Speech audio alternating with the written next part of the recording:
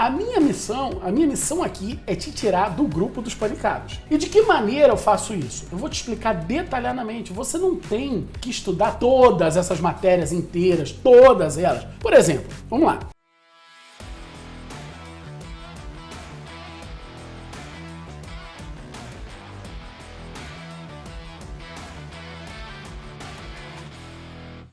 Afinal de contas, o que é preciso estudar para trabalhar com holding familiar? Antes disso, deixa eu te falar uma coisa. Existem, pelo menos eu já me deparei, né, com 3 tipos de advogados que entram nesse trabalho com holding familiar. 3 tipos de profissionais, tá? Porque não precisa ser necessariamente advogado. Existem outras características que você pode ter. Por exemplo, pode ser um contador, pode ser um estudante de direito, pode ser um bacharel. Para bacharel, então, é a salvação da lavoura. Mas a grande maioria dos nossos alunos são advogados e por isso eu me dirijo dessa forma. Existem basicamente 3 tipos de profissionais que a gente vê entrando nesse universo das holdings familiares. O primeiro deles é aquele que encara o desafio, aprende, vai lá e presta o serviço. O segundo é o preguiçoso. O preguiçoso é terrível, porque ele olha assim, caramba, mas tem que estudar essas coisas todas, é muito difícil. É muito difícil. E aí, a parte boa é porque o grupo de pessoas que realmente decide enfrentar esse desafio fica menor. E num trabalho com uma demanda tão grande de clientes, a coisa fica ainda melhor pro seu lado, obviamente. E existe o terceiro grupo, que é o do panicado, né? E o panicado é aquele que não é o que tem medo, tá? É o que tem pânico. E por que eu tô dizendo isso? Porque é muito legal, eu vejo o professor Cortella fazendo essa diferenciação entre ter medo e ter pânico. Ter medo na verdade, é algo bom, é você ter responsabilidade, porque a pessoa que tem medo, que não tem medo, ele tem ausência de responsabilidade, ele é um irresponsável. Ele age sem acreditar que pode ter consequências. Isso é um equívoco, isso é muito ruim, isso é uma pessoa perigosa. Então, ter medo não tem nada de ruim, não tem nada de errado e não tem problema nenhum com você se você tiver medo em algum momento. O que você não pode ter é pânico. O pânico é aquilo que te paralisa, que te impede de dar o próximo passo, de seguir adiante. O que você precisa dominar é a capacidade de entender que o seu medo é o seu senso de responsabilidade falando mais alto. Então, o que a pessoa que encara não é o corajoso, o peitudo, não! É a pessoa que age apesar do medo, que enxerga que o medo é o senso de responsabilidade falando e ele encara porque sabe que ele tem os elementos suficientes para poder começar. E veja só para você ter ideia, o que você vai precisar estudar para trabalhar com holding familiar? Contratos, direitos reais, direito das famílias, direito das sucessões, direito empresarial na parte de SAs, principalmente de SAs, direito tributário. Aí tu fala assim, meu Deus do céu, aí tu tá falando que o cara que não encara é preguiçoso? O cara que não encara é são. Não, mas não é. Aí que tá. A parte boa pra você é que quando você vê essas 6 matérias juntas, matérias que nem se comunicam na faculdade, que justamente por isso holding familiar não é ensinada na faculdade, na verdade, isso acaba afastando esse grupo dos preguiçosos. Então quem se joga pro lado de cá, quem vem pro lado de cá, são as pessoas que não têm preguiça, que se jogam para trabalhar. E aí sobram só 2 grupos. O primeiro é das pessoas que têm pânico e o outro das pessoas que se jogam, que enfrentam. Os que enfrentam, beleza. Agora eu quero falar das pessoas que vão deixar de ter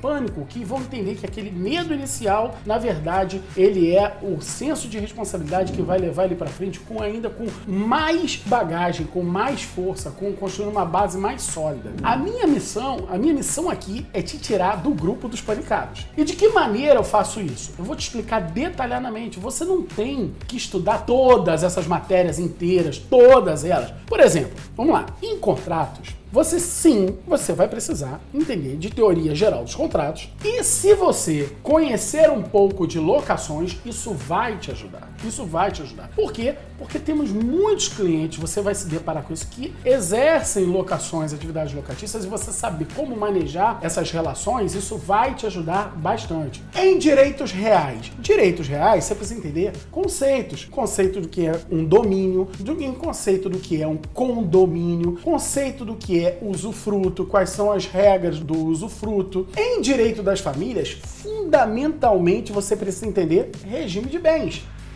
parte boa é que os regimes de bens que você precisa entender são aqueles mais presentes na vida dos seres humanos. Quais são? Comunhão parcial de bens, comunhão universal de bens e separação total, seja ela a convencional ou obrigatória. E em sucessões. Você o que precisa entender em sucessões? Veja só, o sistema de holding familiar, ele existe justamente tendo como maior benefício impedir a sucessão, aquela sucessão ordinária, impedir que haja o inventário. Então o que você precisa entender de direito das sucessões? De inventário? Não! Você precisa entender dos limites da legítima, exatamente para orientar essas coisas. E na parte de empresarial, caramba, Márcio, essa parte de SAs, se você for pensar bem, a parte de SAs realmente é tensa, porque no Brasil, se você pegar aí as sociedades anônimas de capital aberto, existe menos SA de capital aberto no Brasil do que professor de direito societário. Então tu imagina, tem mais gente ensinando do que já tendo um dia manipulado aquele assunto na prática. Então realmente é mais tenso. Mas a parte boa